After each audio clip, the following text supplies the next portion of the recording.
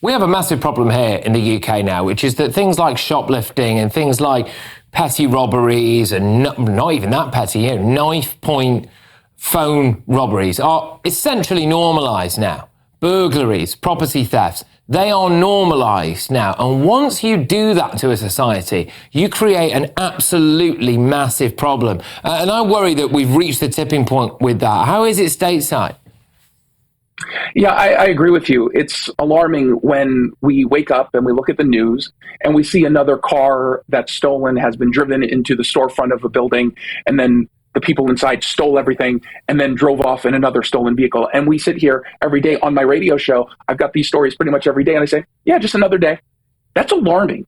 We should not normalize this. This should not be something that's acceptable. Because the moment that you just say, okay, well, it's part of life, well, that means you're doing very little, if not nothing, to reverse course. And unfortunately, when it comes to a lot of these crimes, with one exception, and beggars can't be choosers, I like this, homicides have gone down. The violent crime rate in this country has gone down about 13% when it's specific to homicides. But there's a caveat there. The caveat is we're comparing that to record highs.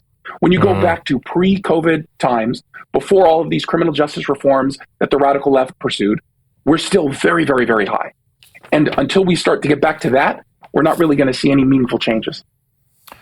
Do you think it's actually helped to reduce the stigma of drug use, though? I mean, is there any way that you can dress this up as being a success at all? They, on the radical left, argue that this is all about reducing the stigma. I don't want to reduce the stigma. I want people to feel as if doing drugs and being an addict is not what's best for them, so that they actually get help. There is zero evidence that has been presented that suggests taking away the stigma and making people feel supported when using drugs actually gets them to stop using drugs. At the end of the day, if they have some hurt feelings just for a bit, but we save their life, I'm okay offending them.